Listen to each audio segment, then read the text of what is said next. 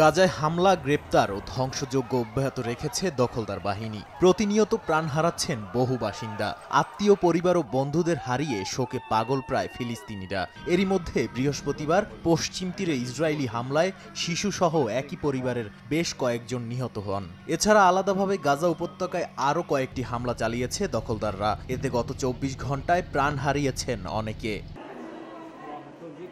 এদিকে বেশ কয়েকদিন ধরে গাজার শিশুদের মাঝে পোলিও ছড়িয়ে পড়ায় টিকাদান কর্মসূচির জন্য চেষ্টা চালিয়ে যাচ্ছিলেন কয়েকটি আন্তর্জাতিক সংস্থা। এরই জেরে কয়েকদিন ধরেই যুদ্ধবন্ধের ঘোষণা দিতে ইসরায়েলের প্রতি আহ্বান জানাচ্ছিলেন মার্কিন পররাষ্ট্রমন্ত্রী অ্যান্টনি ব্লিংকেন। অবশেষে ৩ দিনের পোলিও টিকাদান কর্মসূচির জন্য সাময়িক যুদ্ধবিরতিতে রাজি হয় নেতানিয়াহু প্রশাসন।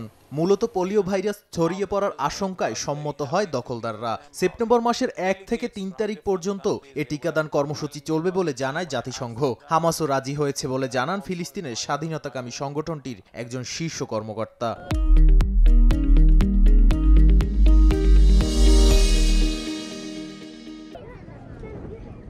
এরই মধ্যে খাদ্যাভাব ও অপুষ্টিতে বহু ফিলিস্তিনি ভুগছে বলে জানিয়েছে আন্তর্জাতিক সাহায্যকারী সংস্থা ডক্টরস উইদাউট বর্ডার্স। তারা আরও জানায়, ইসরায়েলি আগ্রাসনের মুখে গাজা উপত্যকা ছাড়তে বাধ্য হয়েছেন ৯০%-এরও বেশি ফিলিস্তিনি। এতে হুমকির মুখে পড়েছে বাস্তুচ্যুত বাসিন্দাদের স্বাস্থ্য, খাদ্য, সুপেয় পানি সহ স্যানিটারি ব্যবস্থাও। পাশাপাশি ফিলিস্তিনিদের খাদ্যাভাব ও স্বাস্থ্য ঝুঁকি নিয়ে শঙ্কা প্রকাশ করেছে বিশ্ব স্বাস্থ্য সংস্থা সহ বেশ কয়েকটি সংগঠন।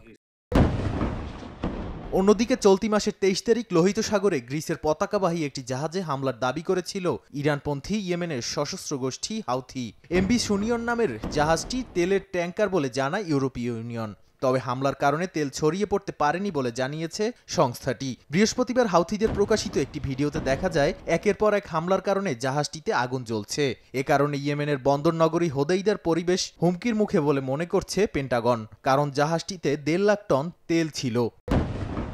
নাদিম মারজান, সময় সংবাদ।